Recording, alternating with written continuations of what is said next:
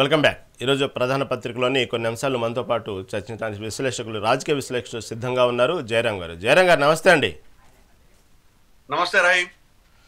జయరాం గారు, ఇక్కడ కొన్ని ఇప్పుడిప్పుడే స్థానిక సంస్థల ఎన్నికలు ఒకవేళ దానికి సంబంధించినటువంటి పోస్ట్ పోన్ అయినప్పటికీ కూడా రాజకీయ వేడి మాత్రం తగ్గట్లేదండి. ఇటు బీసీ రిజర్వేషన్ సంబంధించి ఇప్పటికే కోర్టులు చుట్టూ తిరుగుతూ ఉన్న క్రమంలో అర్ధరాత్రి కూడా దీనికి సంబంధించి హైకోర్టు స్టే విధించిన దాని మీద అర్ధరాత్రి సుప్రీంకోర్టులో కూడా వేయటం జరిగింది. సరే, ఈ క్రమంలో రాజకీయ వాతావరణం ఎక్కడ చూసినా కూడా కాంగ్రెస్ పార్టీలో ఉన్నటువంటి నాయకుల మధ్య అంతర్గత విభేదాలు మొదలవుతున్న వేళ, ఎటు చూసినా సీనియర్ నాయకులు ఒకళ్ళ మీద ఒకళ్ళు ఆరోపణలు చేసుకుంటున్న వేళ, ఈ క్రమంలో కొత్తగా రేవంత్ రెడ్డి ఏరి కోరి తలనొప్పులు తెచ్చుకుంటున్నాడా అని కొన్ని సందర్భాలు చూస్తే అనిపిస్తూ ఉన్నాయి. ఎందుకంటే మాజీ ఎమ్మెల్యే ఎర్రశేఖర్ అంటే గతంలో రేవంత్ రెడ్డి, ఎర్రశేఖర్ తెలుగుదేశంలో పనిచేసినటువంటి పరిచయాలు ఉన్నాయి, మంచి పరిచయాలు ఉన్న వాళ్ళు ఇద్దరికి. ఆ తర్వాత కొన్ని కారణాల వల్ల అతను బీఆర్ఎస్లో చేరడం జరిగింది. ప్రస్తుతం అతను మాజీ ఎమ్మెల్యే. కాకపోతే ఇక్కడ మహబూబ్ నగర్ సంబంధించినటువంటి జడ్పీ చైర్పర్సన్కి బీసీ రిజర్వేషన్, మహిళా రిజర్వేషన్ వచ్చిన క్రమంలో ఎర్రశేఖర్ వాళ్ళ మిసెస్ని అక్కడ ఉన్నటువంటి జడ్పీ చైర్పర్సన్ చేయాలన్నటువంటి క్రమంలో ఇప్పుడు ప్రస్తుతం స్థానిక సంస్థల ఎన్నికలు అయితే పోస్ట్ పోన్ అయినప్పటికీ కూడా భవిష్యత్తులో దానికి అవకాశం కోసం, వాళ్ళ మిసెస్ని అవకాశం ఇవ్వడం కోసం, మహబూబ్ నగర్ జడ్పీ చైర్పర్సన్ అవకాశం ఇవ్వడం కోసం కాంగ్రెస్లో చేరాలనేటువంటి విషయాన్ని పావులు కదుపుతున్న క్రమంలో ఒక్కసారిగా అక్కడ ఉన్నటువంటి ఎమ్మెల్యే అనిరుద్ధ్ రెడ్డి తీవ్రమైన వ్యాఖ్యలు చేశారు. ఫ్యాషనిస్టులు, సంచులు లాక్కెళ్లే వాళ్ళు, వీళ్ళందరినీ పార్టీలో చేర్చుకుంటే ఎలా? సర్పంచ్ పదవి కోసమే సొంత తమ్ముడిని చంపినటువంటి చరిత్ర ఉన్నటువంటి ఎర్రశేఖరు రేపు భవిష్యత్తులో నన్ను చంపడానికి గ్యారంటీ ఏముంది, ఇలాంటి వాళ్ళని పార్టీలో చేర్చుకుంటారు అని నేనైతే అనుకోవట్లేదు అన్నటువంటి విషయాన్ని చెప్పడం జరిగింది. ఎర్రశేఖరు గొడవ బాగా జరుగుతూ ఉంది. సంబంధించినటువంటి పార్టీలో చేరకుండా ఉండాలని అనేక మంది నాయకులు కూడా వ్యతిరేకిస్తున్నారు కాంగ్రెస్ పార్టీలో చేరటాన్ని. ఓవరాల్ దీన్ని ఎలా చూడాలండి జయరాం గారు? మీకు మెగా9 న్యూస్ ప్రేక్షకులకు నమస్కారం రహీం. వన్స్ అగైన్ ఒకటి దీంట్లో మనం అబ్జర్వ్ చేయాల్సిందే, రాజకీయ పార్టీల ఇక లోపల కొంత అలజడితో పాటు ఆనందం, ఆవేశం అన్ని కట్టలు తెంచుకోవడానికి అవకాశాలు ఉన్నాయి ఈ లోకల్ బాడీ ఎలక్షన్లో. అంటే వాళ్ళ ఎగ్జిస్టింగ్ పార్టీలలో ఉంటారా, లేకపోతే పక్క పార్టీలో జంప్ అవుతారా, అవకాశాల కోసము, అందలం ఎక్కడం కోసము అనేక దారులు తొక్కుతారనేది ఇది వాస్తవము. దీంట్లో పెద్ద రాజకీయ నాయకులు ఇబ్బంది అయింది కాదు, పెద్ద సిగ్గుపడాల్సింది కాదు. సిగ్గు లేకుండా, ఎలాంటి మొహమాటం లేకుండా ఆ పనులే చేస్తుంటారు. కానీ ఇక్కడ రేవంత్ రెడ్డి చేస్తున్న పని ఏంటి అంటే, ఎప్పుడు కూడా బూతులతోని విరుచుకుపోవటం, ఆవేశంగా మాట్లాడటం, లేకపోతే అనాలోచితంగా మాట్లాడటం అనే అంశాలు ఒకవైపు అయితే, మరొక వైపు వచ్చేసి ఇప్పటి గవర్నమెంట్లో ఉన్న కొంత కన్ఫ్యూజన్ అనేది ఒకటి ఉంది. అది ఏ విధమైన కన్ఫ్యూజన్ ఉంది అనేది ఒక విషయం మాట్లాడుకోవాలి మనము. ఇప్పుడు ఎలక్షన్లు రెండు విషయాలు మాట్లాడుకోవాలి. అంటే ఈ కాంగ్రెస్ లోపల కాంగ్రెస్ నాయకులు ఒకటి, పక్క పార్టీ నుంచి వచ్చిన కాంగ్రెస్లోకి వచ్చిన నాయకులు ఒకటి. అంటే కొత్త తరం కాంగ్రెస్ నాయకులు, పాత తరం కాంగ్రెస్ నాయకులు. ఈ రెండు అంశాల విషయం లోపల కొంత పాత తరంలో ఉన్న కాంగ్రెస్ నాయకులు ఇబ్బంది పడుతున్న విషయం బహిరంగంగానే వాళ్ళు ప్రకటనలు చేస్తున్నారు, అభ్యంతరాలు చెప్తున్నారు. సో ఆవేశపూరితమైన మాటలు కూడా మాట్లాడుతున్నారు. ఇదొక అంశం. మరొక అంశం వచ్చేసి, ఇప్పుడు పదవులు అనుభవించడం లోపల పక్క పార్టీలలో నుంచి వచ్చిన నాయకులు పెత్తందారి వ్యవస్థలాగా మూకుమ్మడిగా పదవులను కబ్జా పెట్టేసి అన్ని పదవులలో మాక్సిమంగా వాళ్ళే ఉన్నారు అనేది ఒక ప్రధానమైన ఆరోపణ. ఈ రెండు విషయాలు. ఇక అలాంటి అంశాల లోపల ఎర్రశేఖరు పక్క పార్టీ నుంచి రావడం అనేది పెద్ద ఇబ్బందికరమైన విషయం ఏమి కాదు కాంగ్రెస్కు, రేవంత్ రెడ్డికి. రేవంత్ రెడ్డి ఏంటంటే ప్రధానంగా పక్క పార్టీ నుంచి వచ్చిన వ్యక్తి. ఇప్పటికి కూడా రేవంత్ రెడ్డి మీద తెలుగుదేశం పార్టీ ముద్ర వేస్తున్నారు. ఇప్పటికి కూడా ఈ రోజు వరకు కూడా ఇది కాంగ్రెస్ పాలన, తెలుగుదేశం పార్టీ చంద్రబాబు నాయుడు పాలన అనే విధంగా ప్రకటనలు చేస్తున్నారు. సో ప్రజలకు అది కొంచెము ఇబ్బందికరంగా అనిపించినా కూడా అంశాల పరిగా చూసినట్టు అయితే ఇది నిజమేమో అనిపించే విధంగా ఈ ప్రకటనలు ఉన్నాయి. రేవంత్ రెడ్డి బిహేవియర్ కూడా ఉన్నది. ఒక అంశం. ఎందుకు నేను ఈ అంశాన్ని చెప్తున్నాను అంటే, ఈరోజు తెలంగాణ లోపల భూములు కబ్జా పెట్టడం లోపల లక్షల కోట్లు మాయమవటం విషయం లోపల ఒక సామాజిక వర్గము, అధికారంలో ఉన్న ఆంధ్రలో అధికారంలో ఉన్న సామాజిక వర్గము, కమ్మ సామాజిక వర్గము ఇక్కడ అనేక రకమైన మోసాలకు పాల్పడుతుంటే దాన్ని నిమ్మకు నీరెత్తినట్టుగా చూస్తున్నారనేది ప్రధానమైన ఆరోపణ. ఒక అంశం. భూములు కొల్లగొడుతున్నారు, ఫినాన్షియల్ మోసాలు, రియల్ ఎస్టేట్ మోసాల వెనకాల ఒక సింగిల్ కమ్యూనిటీ ఉందనేది ఉంటుంది. దానికి బలైన వాళ్ళు కూడా అనేక రకమైన ఆరోపణలు రావటము, లాస్ట్కు చిత్రపురి కాలనీ అంటే మనకు చిత్రపురి కాలనీ ఏదైతే ఉన్నదో అందులో నరసింహారావు అనే వ్యక్తి 70 ఫ్లాట్లు అమ్మేసి దొంగ ఐడి కార్డులతోని 70 ఫ్లాట్లు అమ్మిండు నరసింహారావు అనే వ్యక్తి మీద, ఆయన భార్య మీద, ఆయనకు సంబంధించిన అడ్వకేటు హరీష్ కృష్ణ మీద, నెక్స్ట్ ఆయనకు సంబంధించిన వ్యక్తి సతీష్ అనే వ్యక్తుల మీద ఆరోపణలు ఉన్నాయి. వీళ్ళు ఎవరిని అడ్డం పెట్టుకున్నారు? సీఎం ఫ్యామిలీని అడ్డం పెట్టుకొని చేస్తున్నారు అనేది ఒక ఆరోపణ ఉన్నది. ఇది సీఎం ఫ్యామిలీ దీంట్లో ఏమాత్రం లేదన్న విషయాన్ని నేను మనస్ఫూర్తిగా ఘంటాపదంగా చెప్పగలుగుతాను. ఇందులో వేరే కన్ఫ్యూజన్ లేదు. అంటే ఈరోజు ఎందుకు ఇంత అపవాదు సీఎం ఫ్యామిలీ మోయాల్సి వస్తుందంటే, ఆయన కమ్మ కమ్యూనిటీ మీద ఉన్న ఒక సాఫ్ట్ కార్నర్ తోని ఒక మంచి ప్రయత్నం లోపల కులం మొత్తం ఇక్కడ అపవాదులు కాదు, అన్యాయం చేయటం లేదు. ఎవడో కొంతమంది దుర్మార్గులు చేస్తున్నది ఎంటర్ కమ్మ కులానికి ఈరోజు అపవాదం వస్తుంది. ఈరోజు కమ్మ సంఘము, కమ్మ కులం కూడా దీన్ని అబ్జర్వ్ చేయాలి. ఇలాంటి రాక్షసులను వేటాడండి, వాళ్ళ మోసపోయిన వ్యక్తులకు న్యాయాన్ని చేకూర్చాల్సిన బాధ్యత కమ్మ కులం మీద కూడా ఉంది. ఇది ఒక అంశం, ఇది పక్కన పెట్టేద్దాం. నెక్స్ట్ వచ్చేసి ఈరోజు మరొక అంశం ఏంటంటే మన ఎర్రశంకర్ విషయానికి వచ్చినప్పుడు, ఎర్రశంకర్ అనే వ్యక్తి ఈరోజు స్పష్టంగా చెప్పాలంటే బీఆర్ఎస్ సంబంధించిన వ్యక్తి, తను పార్టీలను ఆశ్రయించడం లోపల, పార్టీలకు మారటం లోపల దిట్ట, ఆయన మీద అనేక రకమైన ఆరోపణలు ఉన్నాయి. అదొక వేరే విషయం. అది మనకు సంబంధం లేని విషయం, పార్టీలు చూసుకోవాల్సిన విషయం. కానీ ఈరోజు పార్టీలు మారటం వల్ల ఈరోజు ప్రయోజనాల కంటే అప్రస్త పాలవ్వడం అనేది కాంగ్రెస్ కు ప్రధానమైన ఇబ్బంది ఎదుర్కోవాల్సిన అవసరం వస్తుంది. ఎందుకు ఇది మా ప్రజల లోపల ఈ కన్ఫ్యూజన్ ఏర్పడింది అంటే, మీ పార్టీలో ఉండే కొంత సీనియర్ నాయకులు ఈరోజు పదవులు లేక పని చేసేసి సో తరాల బుద్ధిగా ఒక తరం 2 తరాలు పోయే విధంగా కూడా పని చేసినా కూడా వాళ్ళ పదవులు లేకుండా ఇంకా ఎదురు చూపులు చూస్తున్నారు. వాళ్ళు ఇబ్బందులు పడుతున్నారు. వాళ్ళకి ఆవేశము, బాధ, ఆవేదన అన్నీ ఉండేతోని వాళ్ళు మాట్లాడుతున్నారు అనే దాన్ని ప్రజలు అర్థం చేసుకుంటున్నారు. అర్థమయ్యే విధంగా ఇప్పుడు ప్రవర్తన ఉంది. ఇప్పటికైనా రేవంత్ రెడ్డి కరెక్ట్ చేసుకోవాల్సింది ఏంటంటే, పక్క పార్టీలో నుంచి మీ పార్టీలోకి తీసుకురాకండి. మీ పార్టీ లోపల ఉన్న సీనియర్ నాయకులు ఉన్నారు, ఆ నాయకులని గౌరవించండి, వాళ్లకు మీరు సహకరించండి. కనీసము సర్పంచ్ అన్న కావాలనుకునే వ్యక్తికి మీరు మినిమంగా సహకరించాల్సిన బాధ్యత ఒక సీఎంగా మీ పైన ఉన్నది. సేమ్ టైం ప్రభుత్వం వలన ఆదరించాల్సిన బాధ్యత ఉన్నది. సో కాంగ్రెస్ రావడానికి కాంగ్రెస్ నాయకులు చేసిన ప్రయత్నం కంటే కూడా ప్రజలు చేసిన ప్రయత్నమే అత్యధికం. అందులో మాలాంటి వాళ్ళము అప్పటి ప్రభుత్వంతోనూ కొట్లాడడం, ఇప్పటి ప్రభుత్వంతోనూ కూడా కొట్లాడుతున్నాం. అంటే ఎప్పుడైతే ప్రభుత్వాలు తప్పు చేస్తుంటాయో, ప్రభుత్వాల లోపల ఎప్పుడైతే లోపాలు ఉంటాయో, ప్రభుత్వాలు ప్రజల్ని ఎప్పుడైతే నెగ్లెక్ట్ చేస్తుంటారో, డెఫినెట్గా మా గొంతుగా ప్రజల పక్షాన వినిపిస్తుంటాం. ప్రతిపక్షంగా మేము మారిపోతాం. మేము ప్రతిపక్షంగా మారడానికి కారణం ఏంటంటే, ప్రజా శ్రేయస్సే మాకు లక్ష్యం ఉంటుంది. అంటే తప్ప మాకు పదవుల మీద వ్యామోహం కానీ, లేకపోతే మీ దగ్గరకు వచ్చేసి లావాదేవీల మీద వ్యామోహం కానీ ఏది లేదు. ఇప్పటి వరకు జరగలేదు, ఇక ముందు కూడా జరగదు. ఇదొక అంశం. అంటే ఇప్పుడు చేయాల్సిన బాధ్యత ఏముంది రేవంత్కి? మీరు మీ పార్టీ మీద నాయకుల మీద కాన్సర్న్ చేయకుండా సో ఇతర పార్టీల నుంచి మీరు దిగుమతి చేసుకోవటం వల్ల ఈ పార్టీలో ఉండే సీనియర్ నాయకులు ఇబ్బంది పడటంతో పాటు డెఫినెట్గా కొంత ఇబ్బంది ఎదుర్కోక తప్పదు కాంగ్రెస్. రానున్న రోజుల లోపల ఇలానే కంటిన్యూస్గా అవుతాయి. ఎలక్షన్లు అవ్వచ్చు, అవ్వకపోవచ్చు.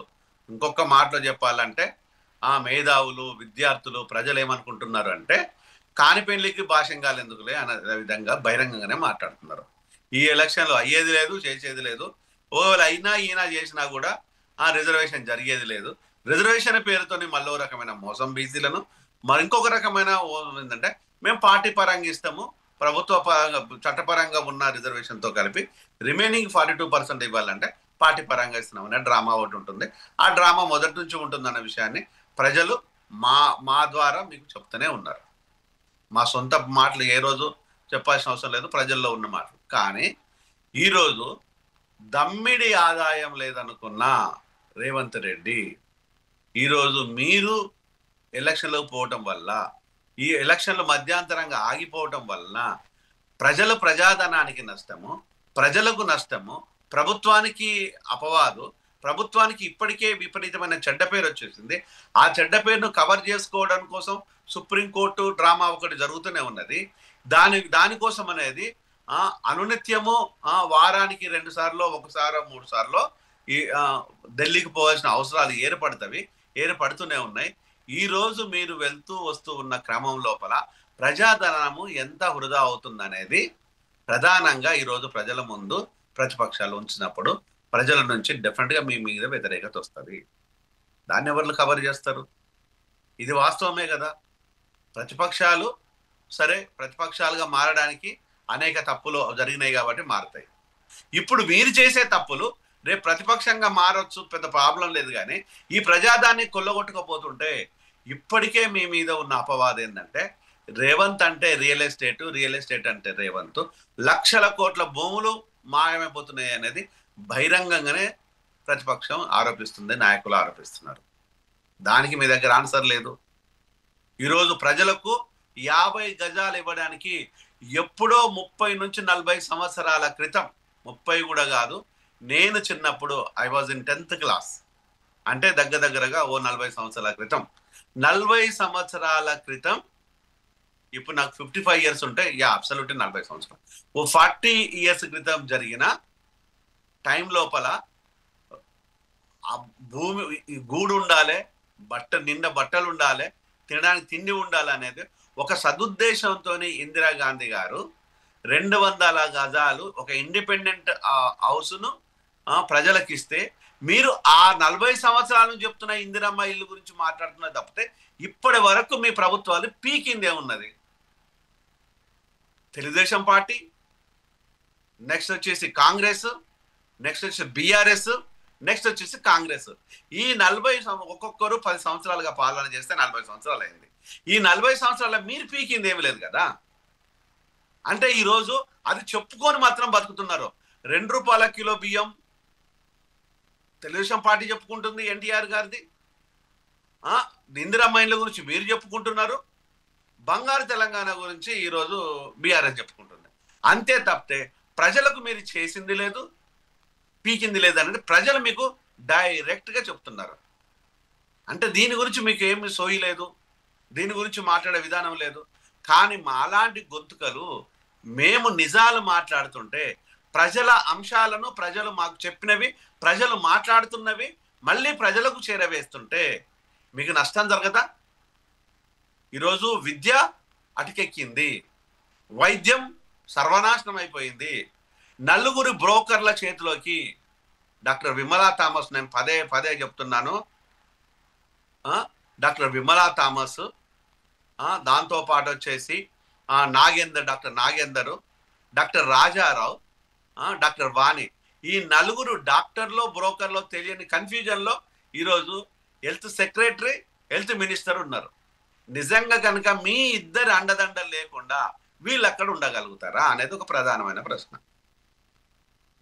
ఈరోజు 40,000 కోట్లు ఖర్చు చేస్తున్న విద్య మీద అని చెప్పేయడం అనేది రేవంత్ పెద్ద జోక్. అది 40,000 కోట్లు కనుక నువ్వు ఖర్చు చేసినట్టు అవుతే, నేను ఇప్పటి వరకు నీకు ఇచ్చే సజెషన్ ఏంటంటే, ప్రతి మండలానికి ఒక కార్పొరేటివ్ స్టైల్ లోపల రెసిడెన్షియల్ స్కూల్ని ఇప్పటి ప్రజలకు పెట్టి హ్యాండ్ ఓవర్ చేసుకోగలగదు. ఒక 100 కోట్లతోని ఒక స్కూల్ను, హాస్టల్ని ఏర్పాటు చేయొచ్చు. 40,000 కోట్లు అక్కర్లేదు, 100 కోట్లతోనే. అంటే మన దగ్గర ఉన్న ప్రతి మండలానికి, మండలాన్ని ప్రతి కాన్స్టిట్యున్సీకి 119 కాన్స్టిట్యున్సీలకు 119 రెసిడెన్షియల్ స్కూల్స్ వచ్చినాయి. అంటే ఈరోజు దానికి మీరు అందరు చెప్పినట్టుగా అందరికీ రిజర్వేషన్ అయితే ఉంది కదా.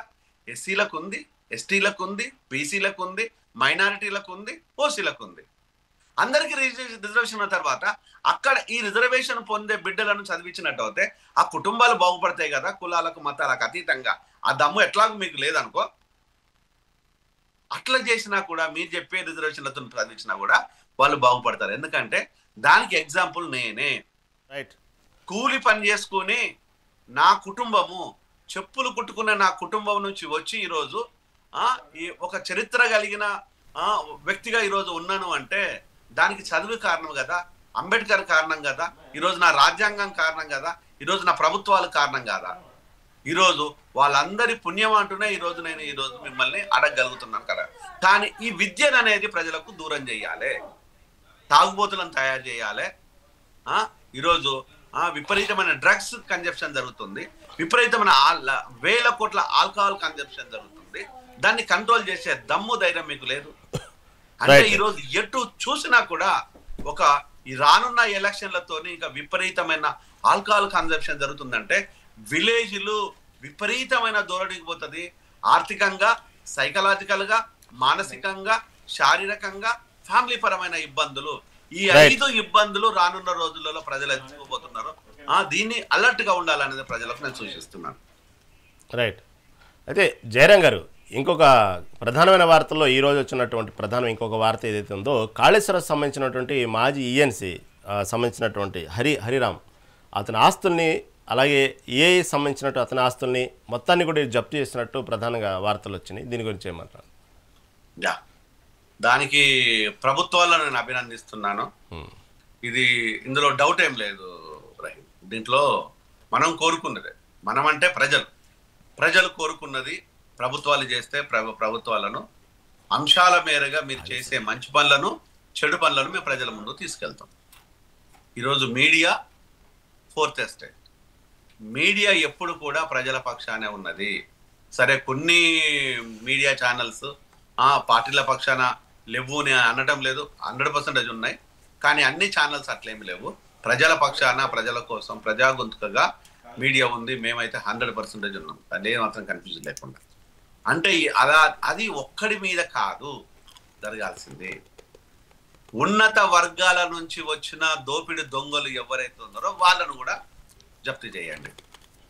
అప్పటి ప్రభుత్వ పెద్దలు, ప్రభుత్వ అధికారులు, ఆ ప్రభుత్వంలో ఉన్న ఫినాన్షియల్ సెక్రటరీ రామకృష్ణ ఇప్పుడు చీఫ్ సెక్రటరీగా ఉన్నారు. ఒక ఆర్థికమైన విధ్వంసం అంటే ఆయనకు తెలియకుండా జరిగింది కాదు. అప్పుడు అనేక మంది ఐఏఎస్ ఆఫీసర్ల మీద భూముల కుంభకోణము, భూముల దోపిడీ అనేది ఉంది. వాళ్లకు మీరు గొడుగు కాదు కనుక ఈరోజు 5 స్టార్ హోటల్ లాంటి అకామిడేట్ చేసేసి వాళ్ళని భద్రంగా పెట్టింది. ప్రమోషన్లు ఇస్తున్నారు, ప్రమోషన్లలో ఉన్నారు. సరే, ప్రమోషన్లు బ్యూరోక్రాట్స్కి మీ చేతిలో ఉండకపోవచ్చు, కానీ దాన్ని కట్టడి చేయడం మీ చేతిలో ఉంటుంది కదా. అదెందుకు చేయటం లేదు? అది కూడా చేయాలి కదా. తప్పులను ప్రశ్నించే అధికారం ప్రభుత్వానికి ఉంది కదా. అవసరమైతే అరెస్ట్ చేసే అధికారం ఉంది. మరి అదెందుకు జరుగుతలేదు? ఇది ఒక్కరికో ఎవడో చిన్న చిత్కవాన్ని వేసేసి మేము వేసినామంటే అది కుదరదు. ప్రజలు చెప్తున్నది ఏంటంటే అందులో పనిచేసిన ఇన్వాల్వ్ అయిన ప్రతి ఒక్కరిని ఈరోజు బాధ్యత గల ప్రభుత్వం అని మీరు అనుకుంటే డెఫినెట్గా మీరు దానిపైన చర్య తీసుకోవాలని ప్రజలు కోరుకుంటున్నారు. ప్రజలు ఈ విషయం లోపల ఉంటుంది. ఇప్పుడు అలాగని చెప్పేసి కాంగ్రెస్ ప్రభుత్వం లోపల నీతిమంతులున్నారని ప్రజలేం అనుకోవటం లేదు, మీ నాయకులే అనుకోవటం లేదు. వాళ్ళే బహిరంగంగా చెప్తున్నారు, మా ప్రభుత్వం లోపల విపరీతమైన కరప్షన్ ఉన్నది, కమిషన్లు ఉన్నవి, పైసలు ఇస్తేనే పని జరుగుతుంది, పైసలు లేకపోతే ఏ పని జరగదు, లాస్ట్కు ట్రాన్స్ఫర్ కూడా జరగదు, ప్రతి దానికి వెలలు పెట్టి ముక్కు పిండి వసూలు చేస్తున్నారు అనేది ఒక అంశం ఉన్నది. ఇంకా హెల్త్ డిపార్ట్మెంట్లో అయితే విపరీతమైన ధోరణి ఉంది. దాన్ని కరెక్షన్ చేసుకోకపోతే ఎవడు దీంట్లో ఇబ్బంది పడతారంటే మళ్ళీ మీ ప్రభుత్వాలే ఇబ్బంది పడతాయి. దాన్ని ఒకసారి చెక్ చేసుకోండి, మీ మినిస్టర్లు చెక్ చేసుకోండి, మీ సెక్రటరీలు చెక్ చేసుకోండి, ముఖ్యమంత్రిగా నువ్వు చెక్ చేసుకోవాలా రేవంత్. చక్కటి విశ్లేషణ అందించారు, ధన్యవాదాలు. చూస్తూనే ఉండండి మెగా 9 టీవీ.